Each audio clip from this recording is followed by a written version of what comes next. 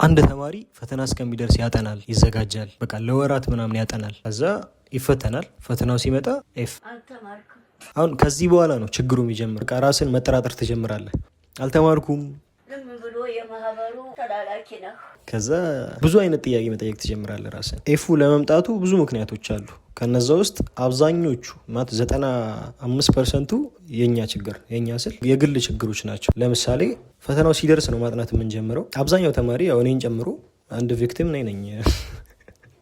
ፈተናው ሲደርስ ነው የምናጠናው። በቃ ነገ ሆነ ፈተናው ዛሬ ነው የሚጀመረው፣ እስከ ፋይናል ማለት ነው። ነገ የሆነ ኮርስ ኖሮ ዛሬ ነው የሚጀመረው እና ለመጨረስ አይበቃም ሙሉ የፈተናውን። አሁን 4 ቻፕተር 5 ቻፕተር ከሆነ ፈተናው በአንድ ሌሊት ይጨረሳል፣ ግን አሪፍ ውጤት ለማምጣት አይሆንም። አንዳንዴ ደግሞ ተንጠልጥሎ አልፋለሁ ብለህ ስታስብ ትወድቃለህ ማለት ነው። የመጀመሪያው ምክንያት ይሄ ነው። ከዛ ሁለተኛው ምክንያት ደግሞ እንሸመድደዋለን። የትምህርቱን ሀሳባውን የሆነ ሰውን አስረዳ፣ ሰንባዲ አምጥቼ እዚህ ጋር አስረዳ ብል ማስረዳት አልችልም እና ሸምድዶታል። ግን ትንሽ ቀየር ተደርጎ ቢመጣ ጥያቄው አንሰራው እና አብዛኛው ደግሞ አስተማሪ የሚያወጣው ፈተናው የሚያወጣው ቀየር እያደረገ ግራ የገባው ወጣትም ሊያወጣ ይችላል። ግን ያው ሀሳቡን ከተረዳ ትሰራለህ ነው። ሶስተኛው ፕራክቲስ አናደርግ። አንድ ያጥነተ ነው መተው ነው። ጥያቄም ከሆነ የሚሰራ 5 ጥያቄ 6 ጥያቄ ይሰራና 6 ራሱ ብዙ ነው አሁን በምለው ማለት ነው። ግን ጎበዞቹ ልጆች በቃ ጨቅ ጥያቄ በጣም ብዙ ጥያቄ ነው የሚሰሩት። ከ40 ጥያቄ 30 ጥያቄ ይሰሩና ነው እንትን የሚለው። አፕላይድ ማትስን አሁን ትንሽ ጥያቄ ተሰርቶ ማለፍ እንግዲህ ይከብዳል አስቡ። እና በየቀኑ የተለያዩ ጥያቄዎችን ፕራክቲስ ስታደርግ ነው። አራተኛው ጊዜ አጠቃቀም ነው። በቃ የምንጀምርበት ሰዓት ብቻ ሳይሆን ለፈተናዎቹ የምንሰጣቸው ጊዜዎች ራሱ ይወስነዋል። አሁን 5 ኮርስ ከሆነ የምንወስደው ፋይናሉ ደረሰ። ከዛ ለአንዱ ትምህርት 4 ሰዓት 5 ሰዓት እየተሰጠው ከዛ ሌላኛውን ትምህርት ደግሞ 30 ደቂቃ 40 ደቂቃ ከሆነ የተሰጠው ወደ ይፉ ነው ማለት ነው። እርዳታ መጠየቅ ምናምን ይደብረዋል ብዙ ሰው። በቃ ካልገባ ጓደኛ መጠየቅ ነው። አሁን ጀለስን ይሄ አልገባኝም ምናምን አስረዳኝ ስግት ብሌ በቃ አስረዳኝ። ያስረዳል፣ ጊዜ ካለው ያስረዳል። ካልሆነም በቃ ሰርች ማድረግ ነው ወይ። ግን ብዙ ጊዜ ጀለሶች ሲያስረዱ ይገባል። 6ኛው አቴንዳንስ ነው። የሆነ ያህል ፐርሰንት ግዴታ አንድ ሰው ክላስ መግባት አለበት። በቃ 80% መሰለኝ ከ10 ክላስ ከሆነ የተሰጠው በሴሚስተሩ 8ቱን ክላስ ግዴታ መግባት አለብህ። ከ8ቱ ክላስ አንዳንድ አስተማሪ እንደውም ፓስ ሊያደርግ ይችላል። ግን በአቴንዳንስ ሴፍ ያመጡ ብዙ ልጆች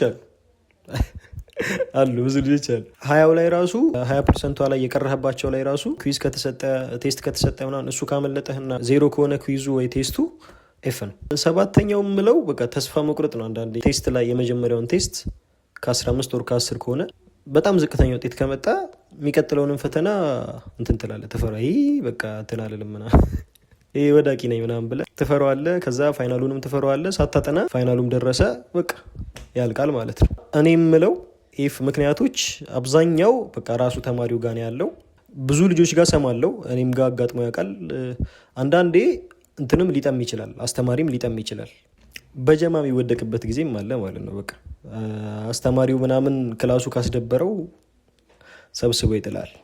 እንደዚህ አይነት ሴናሪዎች አሉ፣ ግን እሱ ሬር ነው። ዋናው ሀሳብ ምንድነው? የኤፍ ምክንያቶች አብዛኞቹ ተማሪው ጋር ያሉ ናቸው። አጠናን ስልታችን፣ ፈተናው የምንሰጠው ጊዜ፣ እኛም ደግሞ እንዴት አድርገን ነው ፈተናው ክላስ ውስጥ ራሱ የምንሰራበት መንገድ ይምጣ የሚለው የምንወስነው እኛ ነን። ሌላው ደግሞ እኛ ጋር ስል አስቱ ውስጥ ከባዱ ህግ ምንድነው? 40% የሚባል ህግ አለ። 40% ማለት ከ50 ውጤትህ 19 ከሆነ ኤፍ ነው ማለት ነው። በቃ 20 ግዴታ 20 ማምጣት አለበት ፋይናሉን ለማለፍ።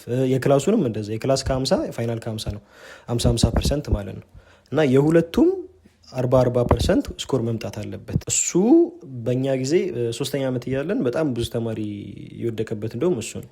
ከዛ ሌላው የአስቱ ህግ ምንድነው? ማንኛውም ተማሪ ኤፍ እያለበት ኤግዚት ኤግዛም መቀመጥ አይችልም። ስፖርት እንኳን ማነው ይሄ ፊዚካል ፊትነስ ትምህርት አለ አይደለ? ፍሬሽማን ላይ የሚሰጠው እሱ እንኳን አሁን ፓስ ኤንድ ፌል ነው። እሱ ግሬድ የለውም፣ 0 ነው ግሬዱ። እና እሱ እንኳን ኤፍ ከሆነ ድሮይንግ ኤፍ ከሆነ ኤግዚት መቀመጥ አትችልም። የሚቀጥለው ተርም ላይ ነው ማለት ነው ኤግዚት የምትወስደው። እና እነኚህ ነገሮች ያላስተካከለ ኤግዚት አይቀመጥም። ስለ ኤፍ ያለው ነገር ይሄ ነው።